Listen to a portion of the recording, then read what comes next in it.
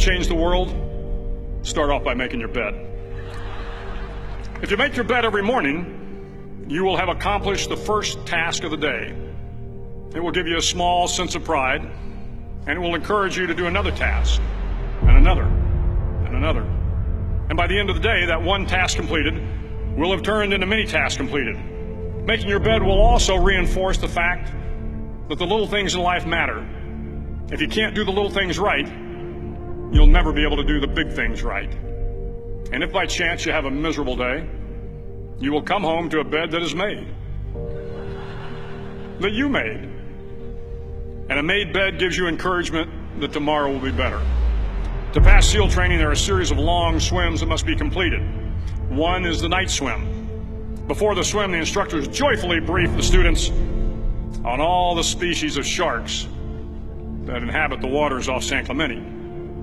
They assure you, however, that no student has ever been eaten by a shark, at least not that they can remember. But you are also taught that if a shark begins to circle your position, stand your ground. Do not swim away. Do not act afraid. And if the shark, hungry for a midnight snack, darts towards you, then summons up all your strength and punch him in the snout, and he will turn and swim away. There are a lot of sharks in the world. If you hope to complete the swim, you will have to deal with them. So if you want to change the world, don't back down from the sharks.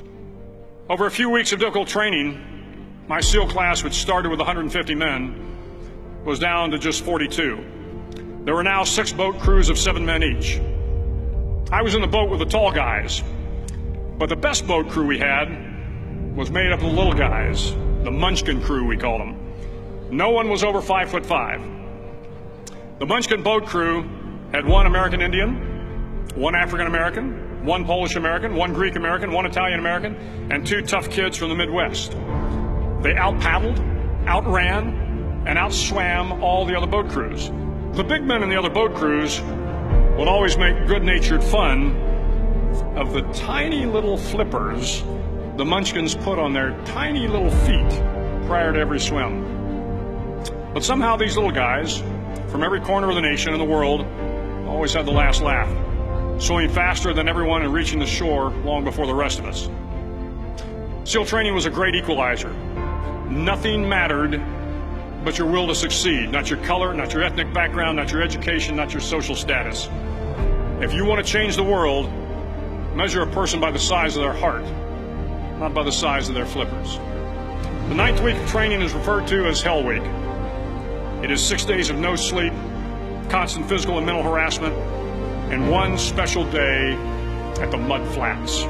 The Mud Flats are an area between San Diego and Tijuana where the water runs off and creates the Tijuana Sloughs, a swampy patch of terrain where the mud will engulf you. It is on Wednesday of Hell Week that you paddle down to the Mud Flats and spend the next 15 hours trying to survive the freezing cold, the howling wind, and the incessant pressure to quit from the instructors. As the sun began to set that Wednesday evening, my training class, having committed some egregious infraction to rules, was ordered into the mud. The mud consumed each man till there was nothing visible but our heads. The instructors told us we could leave the mud if only 5 men would quit. Only 5 men, just 5 men, and we could get out of the oppressive cold. Looking around the mud flat, it was apparent that some students were about to give up. It was still over 8 hours till the sun came up. 8 more hours of bone-chilling cold. The chattering teeth and the shivering moans of the trainees were so loud, it was hard to hear anything. And then one voice began to echo through the night. One voice raised in song. The song was terribly out of tune, but sung with great enthusiasm. One voice became 2, and 2 became 3, and before long, everyone in the class was singing. The instructors threatened us with more time in the mud if we kept up the singing, but the singing persisted, and somehow the mud seemed a little warmer, and the wind a little tamer, and the dawn not so far away. If I have learned anything in my time traveling the world, it is the power of hope. The power of one person, a Washington, a Lincoln, King, Mandela, and even a young girl from Pakistan, Malala. One person can change the world by giving people hope. So if you want to change the world, start each day with a task completed. Find someone to help you through life. Respect everyone. Know that life is not fair and that you will fail often. But if you take some risks, step up when the times are the toughest, face down the bullies, lift up the downtrodden, and never ever give up. If you do these things, the next generation and the generations that follow will live in a world far better than the one we have today. And what started here will indeed have changed the world for the better.